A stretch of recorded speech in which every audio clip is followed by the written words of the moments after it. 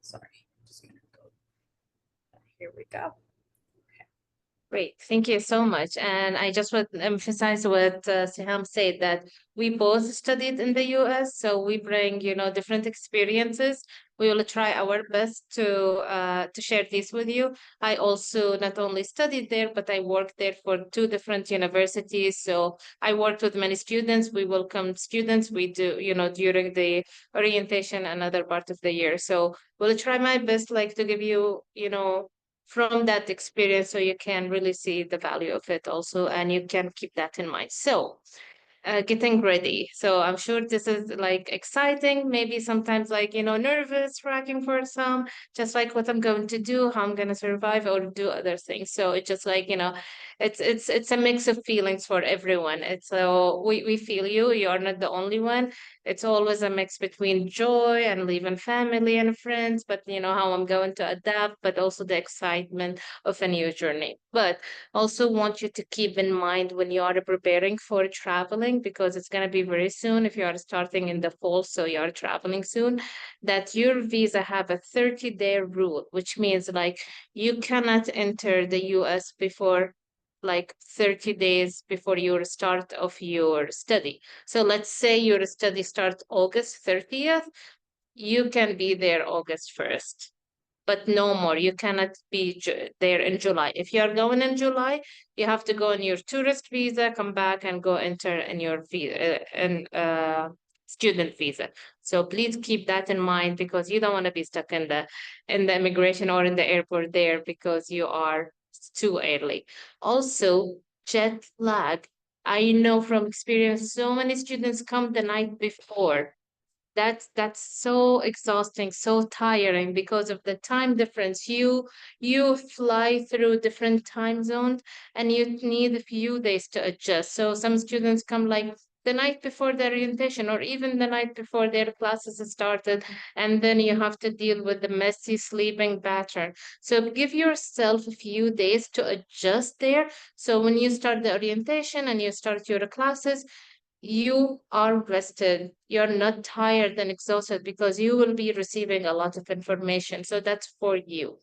Also, there is a program arrival time in your I-20 or in the information that the university will be sending to you. There is a program. Your program starts in certain date, but also there is arrival date that they are expecting international students to arrive. If for whatever reason you arrive before, you need to inform the university. That's for your best interest. So check with the university when it's the arrival time, because they could arrange, pick up from the airport housing or something. So you don't want to go there and be like, oh, where I'm going, like where I'm going to stay or what I'm gonna do in these days. Also, money and budgeting. Plan your budget. You don't need to take a lot of money with you, but you need some changes because, for the airport or when you go there for whatever reason, like you need to go to the grocery and your ATM card does not work, or you needed cash for whatever. So you need that. But also, bring a small notes. $100 get them scared, and it's like, oh, it's just real or not. $20 and less would be perfect, unless you have to. Make sure your ATM card, whether like debit card, master, Visa card, it's working just as an alternative.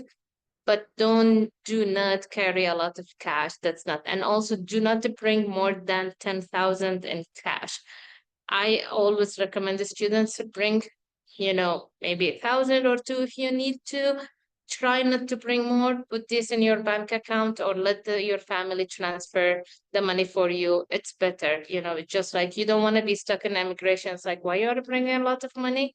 So keep that in mind. And also for safety, it's better, to have everything. You don't want to lose it. You never know what's going to happen, just to be cautious. Next, please. Also, packing. In my first trip, I didn't know, so I packed a lot, a lot.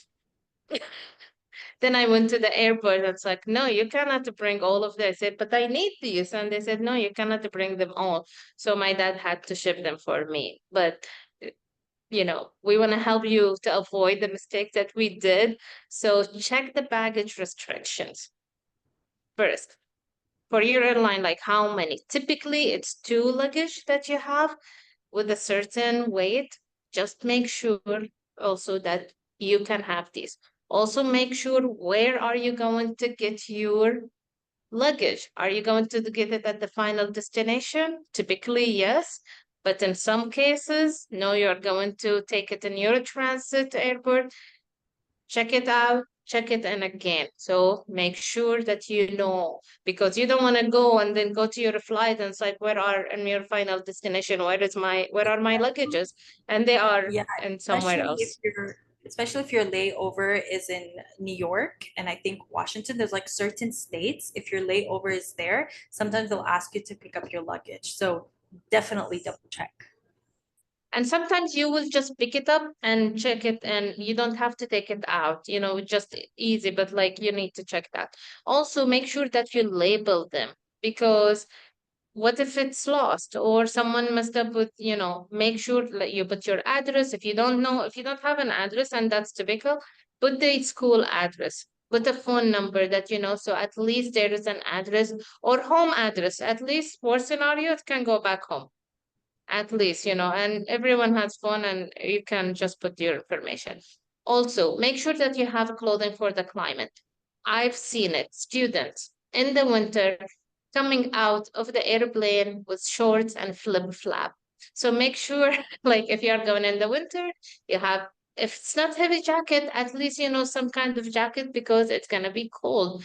If it's summer clothing. Bring some photos from home. I know everyone have it on their phone and everything, but it makes a difference when you have an actual sometimes photo and something memorable. I know someone who have their teddy bears that they had it since they were kids, and they brought it with them, something that they remember when they feel homesick or they miss their family. They have it with them. It's different.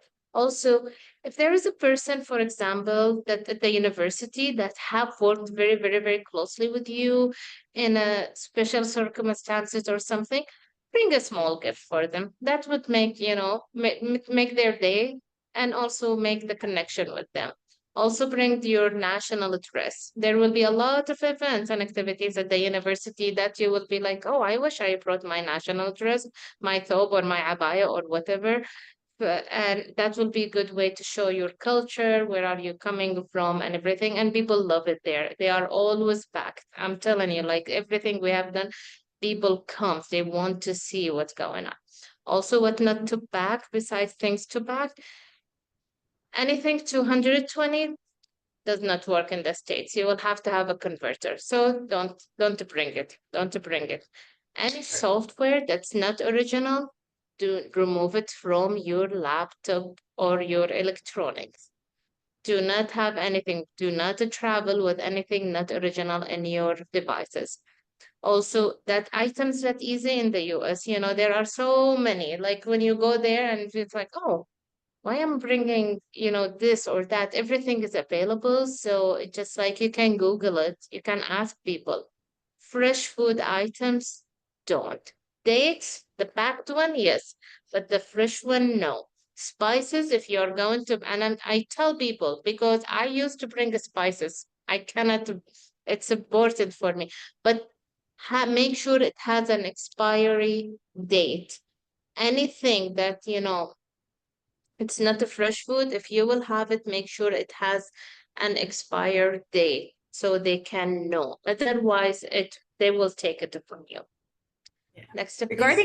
Regarding Yes, items that's easy to find in the US is I think it's just the first time you pack, you feel like you want to yes. take your whole house with you. And it goes to like the silly things. It's like, oh, I need this pencil case. And you're like, I can get one there. But it's just in your head. We go back to the idea of get small things that you would feel attached to, or just like whenever you Mhm. feel homesick. And just, don't overpack. That's that I've went through that the first time. Yes. You pack everything. You think like I don't want to need anything when I first get there. I want to make sure I have everything. Then it's like you have everything, literally like everything that you can easily find. Yeah. Also, when your carry-on bags, make sure you have the 3-1-1 rule, like, 3 O's bottles or less, everything in a zip in a plastic zip bag. Make sure that one item smaller size. So it's always the case. But you have also to check with different airlines in different countries. They might have different rules, but this is the common one.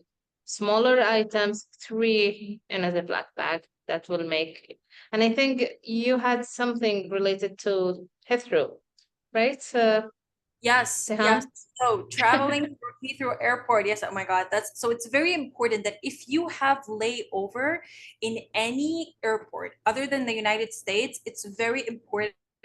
Honestly, I just go through YouTube and I just check other people's experiences and layover in specific airports. I sometimes even download their map on my phone just because I like to be prepared. But Heathrow Airport has this rule when you're ready to check in, even your carry-on bag. We're talking just about your carry-on bag. You're going to be given a small Ziploc bag. I think there's like a specific. It's literally like a sandwich bag, and one bag per person. So anything in your carry-on bag that is liquid, and ladies, I'm talking everything related to makeup, guys, even a toothpaste, anything you can imagine, you have to put it inside. It has to fit inside that bag, all of them in one bag. And if it doesn't, you have to get rid of it. So my advice, you prepare your own tiny bag, whether it's a makeup bag, whether it's Hmm. just your essentials that are liquid, or even a small powder. Just make sure it's small. And they actually sell them here in stores. They sell like a small bag that has all the tiny, like, carry-on bags for liquids, and have it ready in a way that you can easily, unzip your bag, pick it out, put it inside that plastic bag, and just get through that checkpoint super easily. They're not going to have to, take time checking your bag all over again. So this is Heathrow Airport. Yeah. Yes. And always, if you have a doubt about anything, just check the website. Make sure that you check. Also, backlight, do not, especially at the carry-on, you don't want them to be heavy. You will be tired. So, especially, it's a long flight. You will be tired. And if you have multiple layover, also that will make you exhausted. So you want to really, when you leave the airport, you just want to have like, a light backpack or something. I'm not saying don't have carry on, but like do not overdo it. And now they weight it should not weight over 7 kilogram. That's how I remember. Put all your valuables in your carry-on, in your backpack or carry-on. Never put your computer or important documents inside your checked luggage. Never. Do not do that. Keep it with you in your backpack or in your carry-on. Medicine also. If you need any medicine, please try to get a prescription. There are certain countries, they will check, but like also if it's like uh, for example, you need a medicine every day, but you want to make sure that you have it for 3 months because you don't know a doctor day to get more. So you will have a plenty of these. Have a prescription so you don't get to stop at the airport. It's like what's going on with all these prescriptions. So make sure you have this. If you have important document, translate it, especially your vaccination. You need to have these. You make sure it is translated. Most universities now they ask them beforehand, but for whatever reason you need to do it later and you have to translate so you don't have to redo. I lost mine. I didn't have it and I had to retake my vaccination that I took when I was a child. It was not fun. And in the airplane, make sure you have a hoodie with you or something because it gets really cold and chilly, but also have a comfortable shoes like a slip-in because believe me, when you sit in the airplane for a long time, your shoes get tight because your foot gets swollen. And that's what happened to me at the first time. I was like, why my shoes doesn't fit? But because I have been sitting for a long time. So try to move, drink a lot of water, and be comfortable in your clothing so too. But also review the restriction carefully. Have your passport, your visa, your health document, financial guarantee letter, I-20, all in one place. So when you get to the airport, you have them. Also, at the beginning, like if you, for example, you wear eyeglasses like me, or you have a bracelet like or dental, make sure you do that before you go because by the time you go to the US and settle down, and you want to make sure and then you find the doctor that you like, you need to do this before you go. It just to be in the safe side. Correct. Next, please. Yes. And here, I think I already mentioned that walk, stretch, drink a lot of water. I used to drink a lot of coffee, then I stopped. I drink juice, water, whatever, because it will make you tired, really. And also, you obey the flight crew. I know everyone's discipline and everything, but sometimes, with everyone in especially if it's very crowded, so many requests, so be patient with them, everything. So, and I also also, do. sorry. Go ahead. Yeah, I also wanted when you were talking about comfy clothes, I also have this tip for my hijabi girls. If you're, I mean, I'm sure your trip is going to be so long, make sure that you wear a super comfy scarf. Make sure it's wide, make sure you're literally like comfortable, breathable. You might feel, well, right now the weather is really hot. So, and when you're going to travel before the fall, and so in August. So just make sure you're wearing the super comfiest scarf. Yes, great. Okay, and also I want to add to do not leave your stuff unattended. And you will hear that in the airport, in every airport. Do not leave your stuff unattended because that will be first suspicious if you do. And then you never know what's going to happen. You don't want to lose your stuff. But also, in every country you go, check the rules and the regulation. Especially, I know COVID, like we are past that phase, but still, COVID exists and there are certain universities still have some regulation. So check with the universities, so check with the airport if there is any regulation. Yeah. But also, I want to talk very importantly about like arrival. When you get to the airport, if you remember your visa interview, there will be another one similar to that. Very similar, very short. So you will get off the airplane, you will go, there will be two lanes. One for the American and and the green card holder, to go there, or non-immigrants. So you will go to the non-immigrant one and you will wait for your turn. So obey, there will be officers, people that will guide you when they tell you to go, then you go. So it will be very, very short. They will ask you typical question I have been asked, why you are here, where you're going to study. If you're going to study, for example, you have an address and all of these, what you're going to study. Very casual information, very quick. They will take your picture. If no problem, nothing, you will go. If there is a problem, that's when you will be stopped. They will check something. And that's why also we say, do not take fresh food, do not take whatever, because if you do and they discover, you will be taken to another place to check your luggage and everything, and you will be like, why they are taking me? And you will be wondering. So to avoid all of that, don't do. Once you are And done, he will be like, yeah, go ahead. yeah, and don't be surprised if you see a officer with a dog going around sniffing your Oh bag. yeah. Let them do their work. It doesn't mean anything. It's just regular procedure. Don't be Mhm. alarmed. Just let them do their thing and they'll just pass through. They won't even talk to you. So don't worry about it. Yes, it's just normal. And Yeah. then you will go take your luggage and you will go to the hotel or to the university. Whomever will be there to welcome you will be there and you will go. So that's what you will do. But I know by that time you will be tired You'll and take a deep exhausted. breath when that Yes. arrival gate opens. You'll be like, I made it. Yes, but remember also, especially that you're going in a time that is very, very crowded. So you will be waiting in line for, uh, I waited one Hour. time for 3 hours.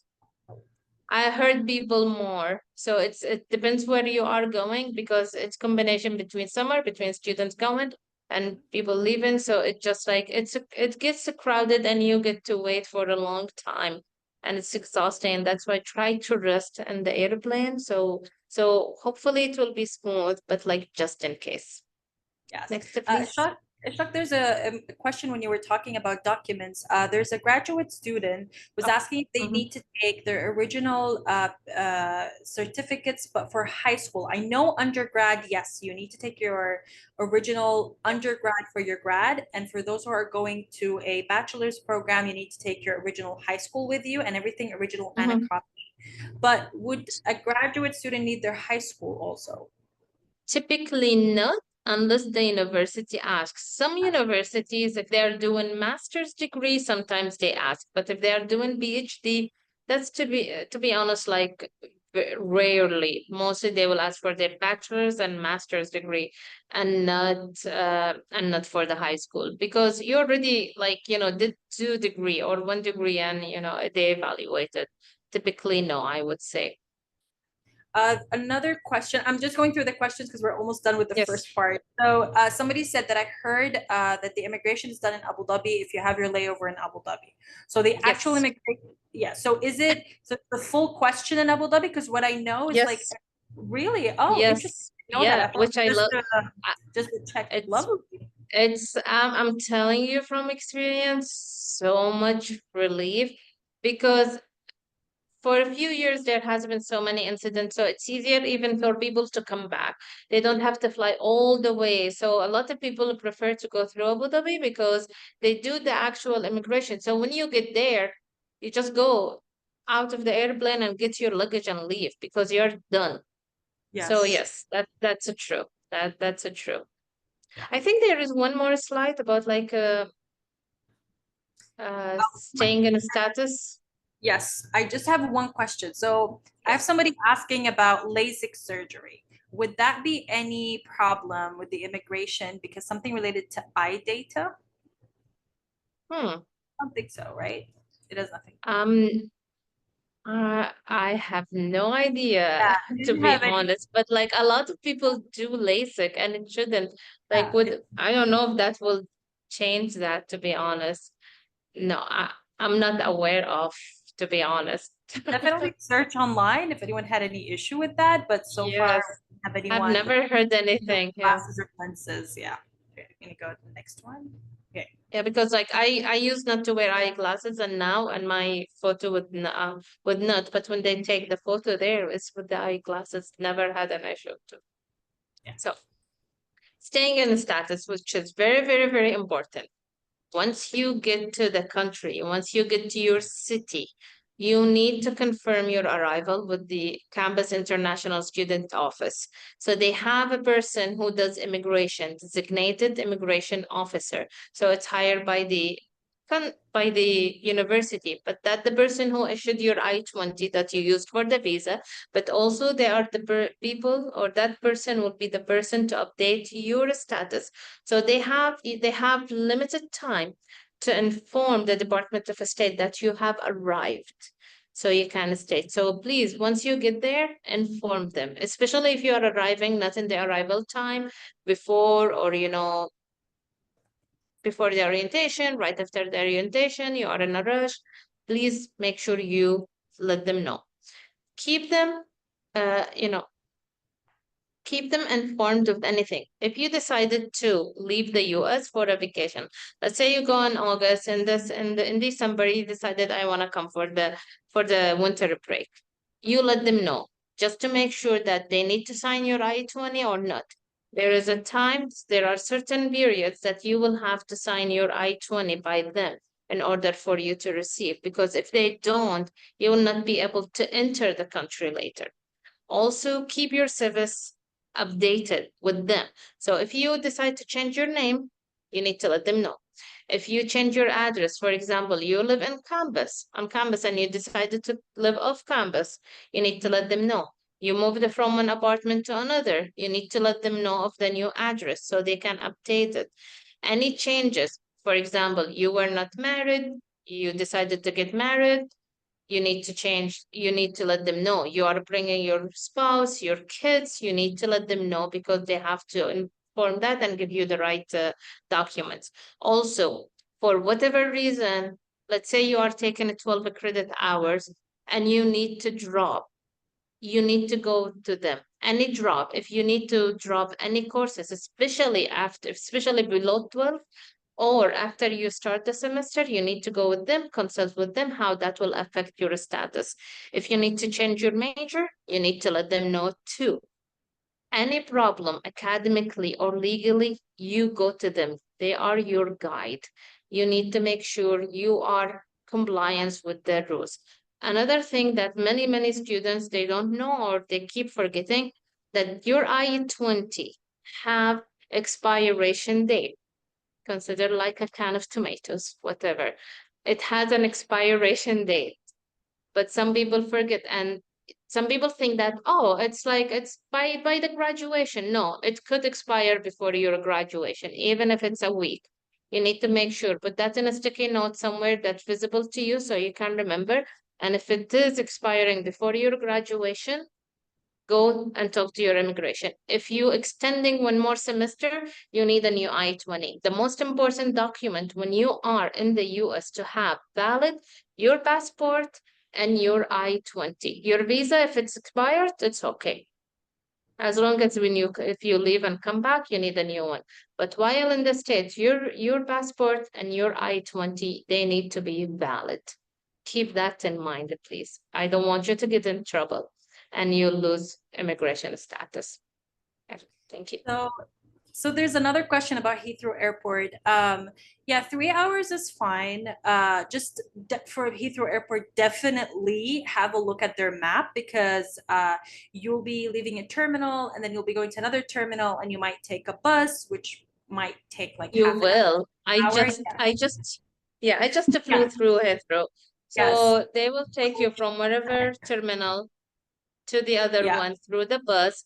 And sometimes it take about like 20-30 minutes, and then you will go there and try to find. And they will not put which gate till I think an hour yes. before the actual. So that's another But you'll know the thing that's just terminal. like, That's for yeah, sure. you will know the terminal, but not the gate. So keep that in mind too. But like, if you have a layover, make sure it's not less than 3 hours. 3 hours, it's reasonable just in case there is a delay or whatever, or you have to rush from one terminal to another, but not less, not less. There's another question if would they have an issue if they arrive at a state different than the one in the university is located? Oh, no, no, especially if they have like a connecting flight. Like international airports are not in every state. So Yeah. especially the ones that do immigration. So there is no problem. Most students, in my first trip, I arrived to DC, but then I went to Illinois. But no, as long as you do the immigration, like you go to an airport that have an immigration, so you can enter the country legally. So do I have to let them know I got my visa, confirm, going to start to study on time? I mean, it's always good to communicate with the international, it's important. University.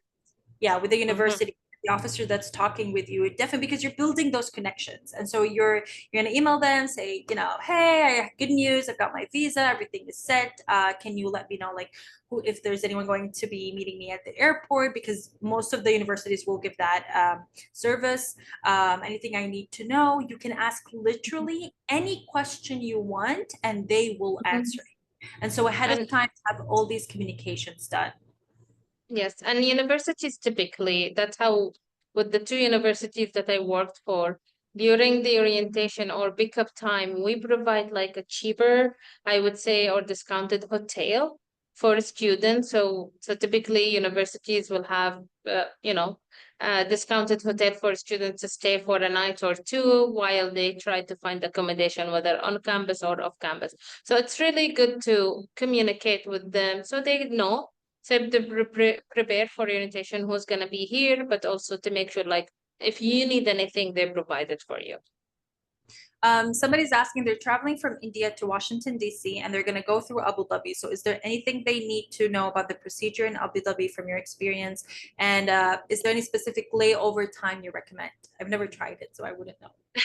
I would say it's similar, like, in Abu Dhabi, but it was easier for me, to be honest, because it's a close by. The layover wasn't, I think I would say the layover common rule that's for me, 3 hours, 3 to 4 hours in any layover internationally, because you never know with the weather, with the traffic, it just you never know what's gonna happen. So 3 to 4 hours of layover, but the procedure is similar. It's very, very similar, but it's I would say it's less crowded because they run people by, just how to say it. These are the group of people, these are the two flights, for example. So it's only them. It's not everyone coming at the same time, but it's just similar experience. You will do the immigration, then you will go, you will do check-in, they will check your stuff. Again, there is another check-in with your stuff, and then you will be able to go to the airplane. So it's just similar.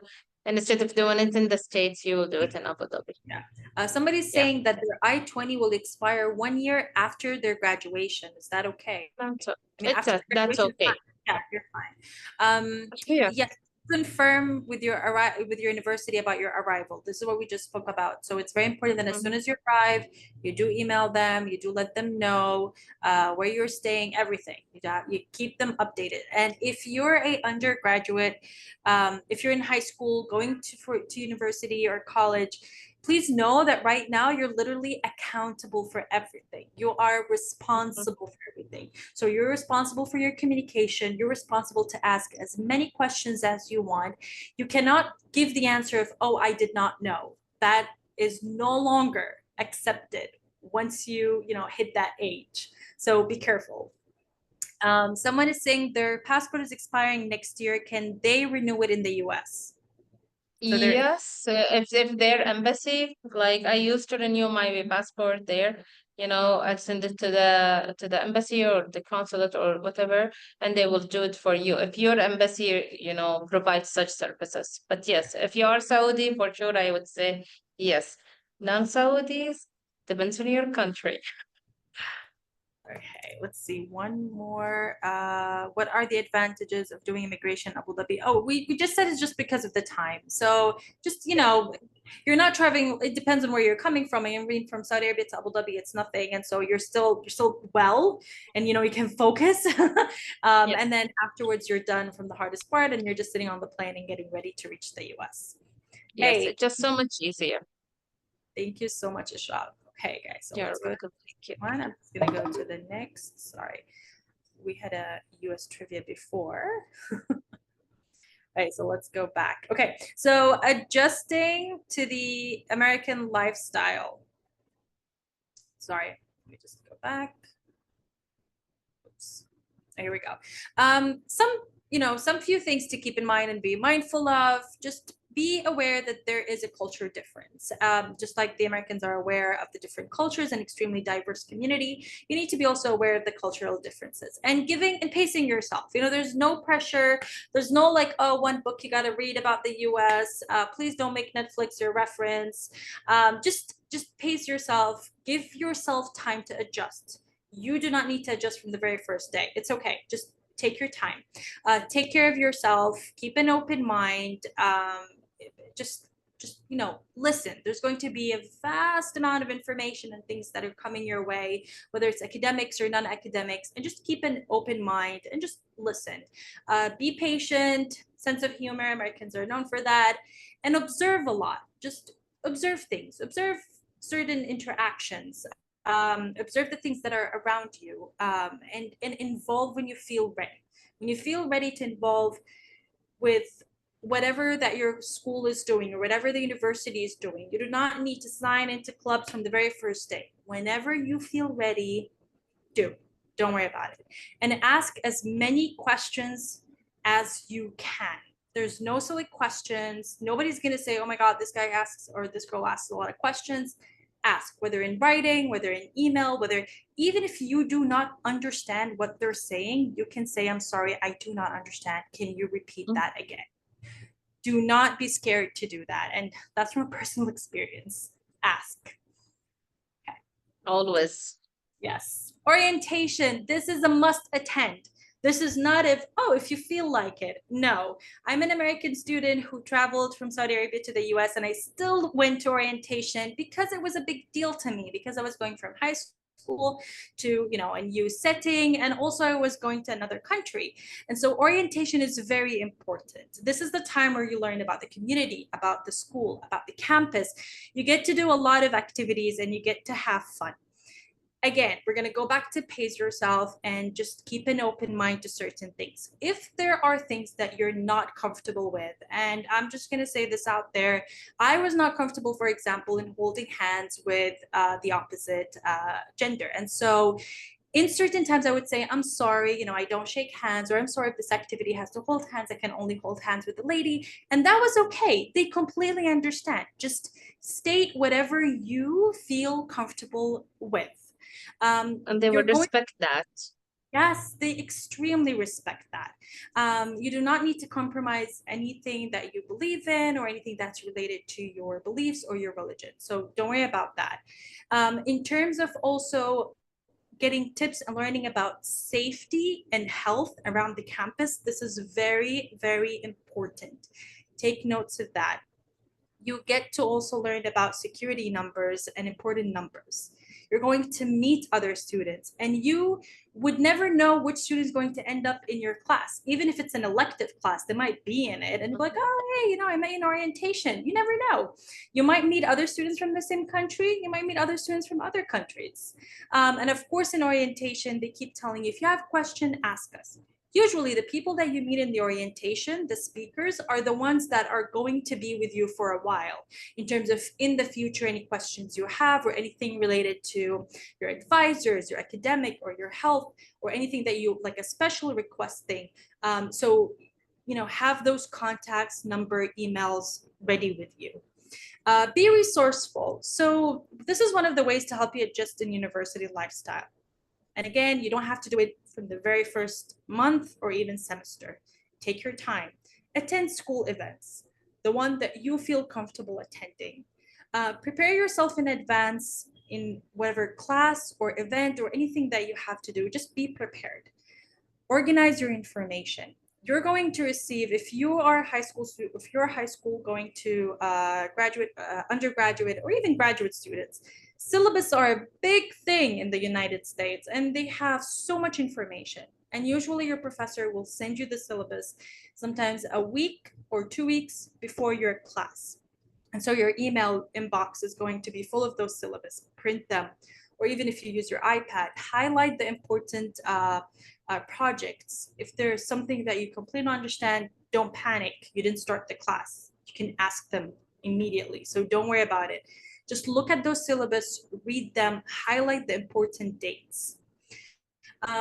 Find a community. There's a lot of clubs and communities in the university. Find the one that you would like to be part of. A lot of students choose their minors or their skills that they like or hobbies to be part of different communities and clubs. And whether you like creative writing or watching a movie or anything that you really enjoy doing that's not the core subject of your study, this is a good time to just widen your horizon and learn new things and have fun. And of course, set goals. Talking with your advisor is extremely important. From my first day, I explained to my advisor, I was in a community college, and I explained what are my goals after my 2 years in community college. And they were able to guide me throughout the 4 years so I know exactly what to expect. So don't be afraid to say that. Or even don't be afraid to say, this is what I'm going through, but I'm not sure if I'm on the right track, or I'm not sure if I'm still interested in these subjects, or I'm having some trouble with this subject. Speak up ahead of time. Don't wait till the very end. Ishaq, would you like to add anything? I just want to add also, like, when you work in groups, I know some students is just like, I don't know these peoples and everything, or I'm scared to speak up, or they know more than me, or my language, for whatever reason. I've seen it all. Do not be scared to take the lead. Do not be scared to speak up your mind. If you don't understand, if you have opinion or thoughts or ideas, please share them. Also, involvement, it's very important. You know how I get to my master's degree and also I got my job? Through involvement. I have work experience before, but like really, through involvement. I have done so much that with I built up my resume. So look at involvement to build your skills, your personality, because you will see the change on you. There is so much that the university that would be offered to you. Pick what is good for you and could build your skills, your leadership skills, your life skills, not only, work or school or whatever, your life skills. You will need these because it's going to transform you, it's going to change you. So please take advantage of every opportunity that you see a chance on it, because when you look back later, you will be like, I wish I have done that. I wish I've tried that. So don't keep that wish a lot for later. Make it. Exactly. Take an And action and and do it. Be in. and again, whenever you feel ready, this is important. Yes, we're honestly, Ashok and I, we've went through so much that we feel this is a wonderful opportunity and we want you to take the full advantage of it. But we also understand different types of people and different personalities. So whenever you're ready to sit in the front of the class, sit. Whenever you're ready to just, engage in certain events, not this semester, maybe the following semester, whenever you feel ready, because this will help you cope. Also, if you are a student that feel that you might have a learning difficulty when it comes to specific reading, if you're reading for longer hours, any sort of learning difficulty that you feel that it might be challenging in your certain class or course, speak with your advisor. Usually there is an office that can test you. Make sure that you need certain accommodations. Those accommodations are whether for physical challenges or even learning challenges. And from personal experience, some members of my family went through those challenges and they did get the accommodations needed even in their exams. Right. So we spoke about, these are just general offices, to be aware of. Academic support centers, they help you with your tutoring. Yes, there is tutoring on campus, so definitely ask and look out for those. Student orientation, financial assistance. If there's any issues with it, if you are self-funded or you have a certain financial agreement with the university ahead of time. Alumni association, find those student networks, especially when you're closer to your graduation, because those alums are going to be with you for life. Career center, there are career fairs, and I attended many of those by like the last year in my schooling. They even do resume training. Faculty student connection. There are sometimes there's so many projects that they'll ask you if you would like to assist a faculty member on a certain project, and usually your name will be on that project or that publication. Take advantage of that. There's library resources. They tell you usually their location, their hours, and usually open later in the night. If you're a night owl, I need to study in the library. There are many opportunities for the undergrad as well as for the graduate students. There's a lot of research opportunity, and those research are on your resume for life. And also look for internships. If not most, it's actually all of the disciplines and courses and majors in the United States right now have some sort of internship that are going to be part of your education. So you get that life professional skills. And always connect with your faculty. Always, present ideas whenever you feel comfortable. Talk to them. If you feel the first time you had a really hard time, hitting that A or B in your paper, just go talk to them, ask them what you can do better. Maybe they'll give you tips, tricks, extra resources that you were not aware of. Anything else, Ashok? I Yeah, I want to emphasize on three things, if you don't mind. Like the internships. If you make sure also, if you are doing, there is what it's called CBT, which is it has to be related. So make sure when you are deciding to do internship to talk to your immigration advisor to make sure like it is compatible and you are not violating any immigration, because you are not allowed as a student to work off campus. But this is allowed with a certain regulation. Also, make international office your friend. Literally, make them your friends. If you need anything, that's where to go. Tutoring centers, they are great. If you have any, like if you write an essay and you just want someone to go over it with you, go there. They will help you. Career Center. I cannot emphasize how that would be helpful. And do not wait till your graduation year. No, attend it from the beginning. This is a chance for you to practice how to approach people for a job, practice, do mock interviews. Even if you are not going to take that job, just apply and see how you're going to do with these interviews. Resume building, you just break that fear from facing other people or employers for the future. So, and you get ideas like what people are all looking for in my field, so you can benefit from it later. Okay. Somebody's And the asking, library. yes, Oh, yeah, somebody's go asking ahead. about internship being paid. It could be paid, but make sure also you check with your international office, like the immigration designated officer. Any of these, especially when it's work related, you have to make sure. Yes. Safety and health. Sorry, just fixing this. Okay. Safety and health in the US. Um, you know, just be completely aware of your surrounding. I know if you're here in Saudi Arabia, I know we always, alhamdulillah, we always feel safe here. We always have our family. There's some sense of safety that we have. When you travel anywhere in the world, you still have to be super aware of your surrounding. You still have to be, responsible for your belonging, your wallet, where you leave things, your laptop in a cafe, your phone on a table. Just be aware of your surroundings. Keep your wallet safe. Always remember that 911 is for any sort of emergencies, even if we're not sure if it's an emergency. If you're nervous about anything, if you're experiencing panic attacks, just please ask for help around you. Um, Remember, if you're driving, remember that there are certain seatbelt rules. There are certain traffic rules that you have to, read about, learn about. Even I think you have to take an exam for that. Car seats, if you're traveling with your family, it's very important. Speed limits over there are extremely different than the ones we have here in different countries. Just be aware of drunk driving.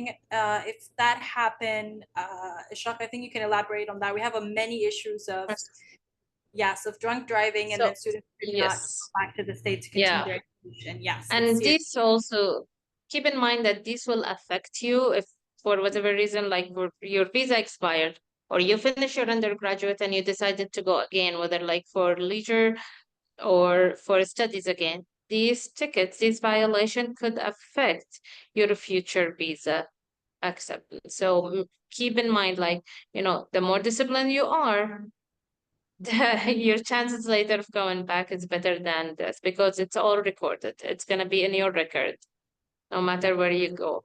Yeah. Yes. Health, learn and just have enough information about your campus health center. Understand, you can also ask questions and understand how the health regulations work in your state. For example, in New York, there's a family doctor that you have to go through in order to get certain references to basically every other doctor or other specialist. Just know the rules regarding health centers and clinics in your state, especially if you have family with you. Um, Emergency rooms. You do not need to go to emergency room for every single thing because you will get a huge bill. So you don't need to go to an emergency room for everything unless it's literally a life-threatening emergency, something that's happening, allergies, acting up. You go to emergency room. Otherwise, just the regular clinic or the regular community healthcare options. Prescriptions and medical documents. Make sure that you have constantly everything, whether it's digitally or you have copy of immunization or anything that your personally a recent surgery that you had to have here, a certain kind of medication you took for a while, allergies. Just make sure you have those always with you whenever you go to the doctors. Yes, Ashok, you want to add something? Yes. First, international students, they are required. So you cannot be without health insurance. So if you have a scholarship and provide that for you, that's great. If you are self-funded, you have to pay. It's required. It's not optional. It's required. And always go to your school, health center, or the community so you don't get huge bill because like it's a copay, as they say, like you pay certain amount and your insurance pay certain amount. So please do not emergency room here. If you have a flu, you can. If you have a headache, you can go. If you're just tired, you can go. It's easy. But in the state, you literally going to stay 4 hours and they will accommodate who have real emergency. And also then, as Saham said, you're gonna get a huge bill. Like I heard people getting over 3,000, if not $6,000, and they had to pay it. So be careful with that. Yeah. All right. Before we go to cultural shock, there's a question about driving license. I mean, I was in New York, I didn't have to Mhm. drive, but somebody's asking, can they use their home country driver license in the US or they You have to test again? So it varies from one state to another, but the common rule you can at the beginning, but not for a long time. So if you have to use it for a while, yes, but not for a long time. And your school should be like during the orientation, definitely they will be talking about that. Some schools they take students if they are ready. So some states, for example, they require you to do the written test, then the driving test, and you have your own car. It's just like it different from from one state to another. So check with your school definitely. Exactly. Cultural shock. I always try to move away from that word because right now, in the time and age we live in, I think it's becoming rare to have a cultural shock because you're basically open to everything through different, media. However, you still might expect cultural shock, and I've heard this video. Somebody had a cultural shock just because they saw people like to dress up their pets, and that is part of a cultural shock. So it doesn't have to be something extreme. It can be anything. It would be like, oh, really? This is how it's done here, and these things, you're gonna go through. We have this little diagram that shows at the very beginning your emotional state. We call it the honeymoon phase, where you're feeling like super Mhm. happy, excited, ready to go, and then at some point, you'll have a sort of kind of like a dip, uncertainty, doubt, trying to adapt, trying to fit in. And I always try to give this advice to students, trying to fit in and adapt is important. It's part of our survival actually mechanism. However, just remember who you are, remember who you are, remember why you stand out. Remember, your goal and why you're traveling. Remember your roots, remember your background. It doesn't matter where you're coming from. This is very important and extremely respectful in the United States. And then at a certain point, you feel, you're accepting your surrounding and your surrounding is accepting you. And that's literally what happened to me. Yeah. Exactly. I was super happy for the first few months, and then it's like, no, I need to go home. And I I know. just need that break. And you just, figure out like, okay, doing that and this. And so be close to your family.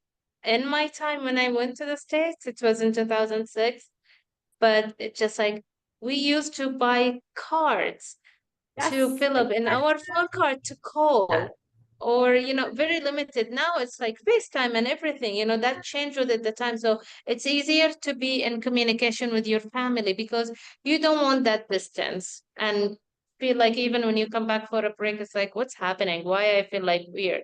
So try to be connected to your family and a friend, and you don't lose that, and that will help you a lot in Um, adapting it to the new right system. now, people also share their location. So if you feel safe at the very beginning to share your location when you're going anywhere outside the campus Oh with yeah. your friends, do that. Just Yes. make use of the beautiful technology we have that Ashok and I did not have in our time. So Mm-hmm. yeah, so make use of that. My Some my sister-in-law, to be honest, like, when she was in there, suddenly I get a message here. It's like, what's going on? She's like, and then I know she's in an Uber, for example, and she sent me, Oh, she's like, okay. just in case, especially at the beginning, if you don't Exactly. know the place and everything, it's good. So to let people Yeah. like, hey, I'm going here and this is the information, whatever. Till then you get to know the area and the people, you feel more comfortable. Exactly. And remember that your family is also anxious back home. So constantly, Yes. just check in with them. Some of the tips that helped US alums who came back and shared their stories. Ishak and I are US alums, so we're kind of like veteran US alums. But some of the tips that they had is just it's okay to move out of your comfort zone, and you're going to be faced with challenges where you need to move out from your comfort zone, and it's okay. Mhm. Asking for help anytime. Time management skills, if you don't have that, learn them now. It's very important. Everything there goes by specific time, especially if you use public transportation. Attend classes and read.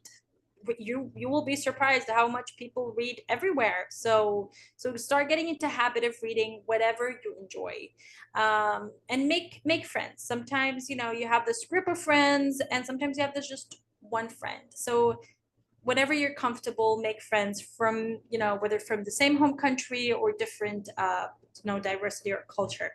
Have study buddies and study groups. They're usually extremely helpful. And visit your professors constantly. Take advantage of their office hours. Just have a chat with them whenever you feel you're having some challenges.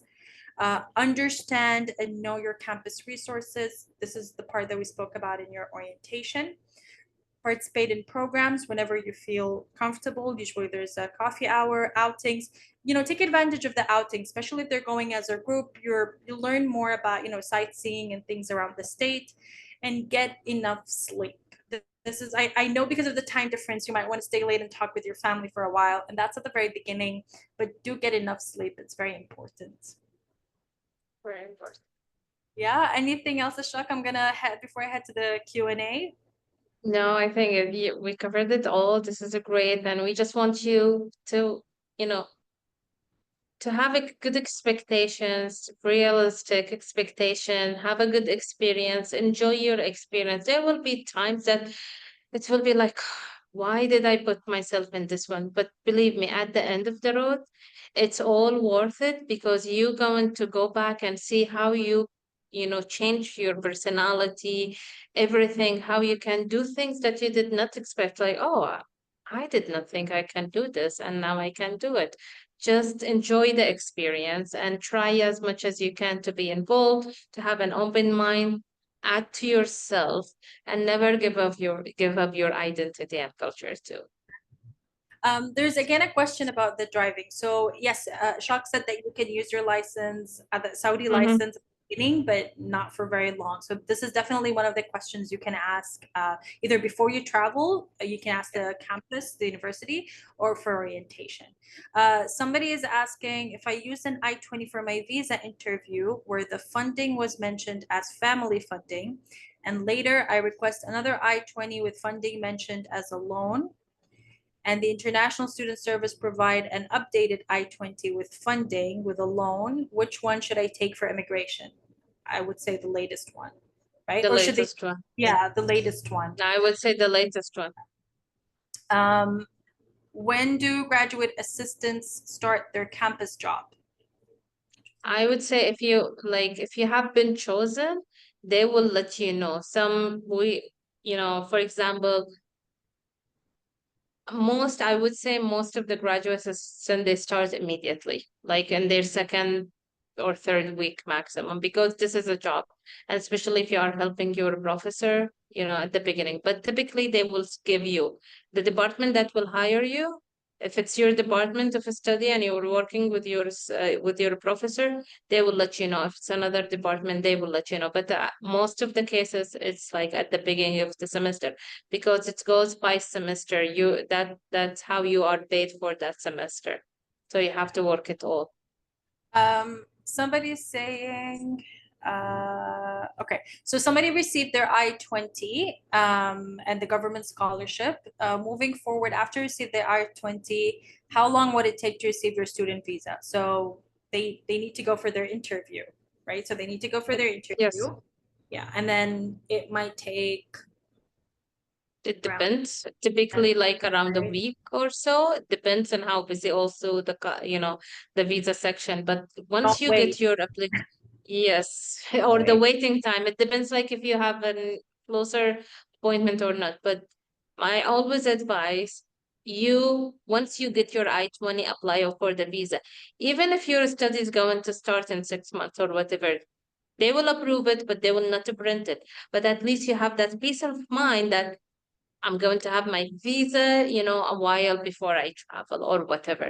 So please, if you have your I-20, apply for the visa immediately. Don't wait. Don't wait. Somebody's asking if they've completed their bachelor's degree but didn't complete an internship, how would that turn out? I think it's okay. It depends It's because okay, yeah, unless it's required.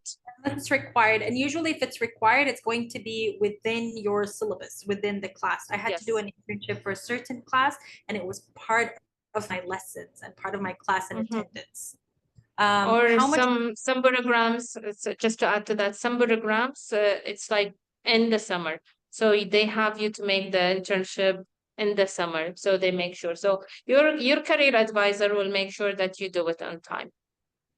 Somebody's asking when they can, if they're undergraduate, when they can start with their research assistantship.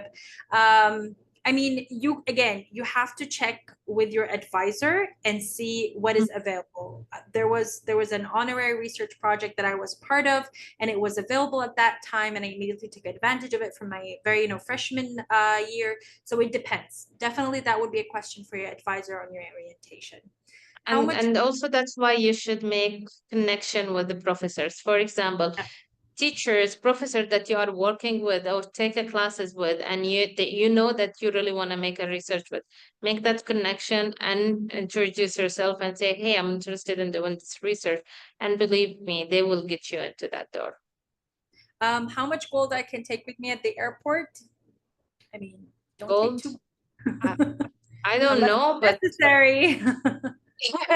yeah, but like not to, I've never heard like how much, but like definitely not a lot, a lot, a Yeah, lot. I mean your daily That would be use. suspicious. Yeah, your Like, daily use. things that you use, the small Yeah, ones, it's yeah, okay. your Yeah. rings, your bracelet, your earrings, the things that you use. Yeah, Are I there had Muslim? mine when I came back with me, but it wasn't a lot. But like they did not question or ask because it wasn't allowed. It's with reasonable, you know. Are there Muslim communities to connect with and how to reach them? Definitely. And you'll also learn about them during orientation. And usually there's like a day in a week where you just pass by and you'll see all these tables of different communities and clubs from different countries, religious around the world, as skills and like interest. And those are the ones you sign up with. How can I access a record of this meeting? Oh, so again, everyone here, we're going to have this uploaded on our YouTube channel.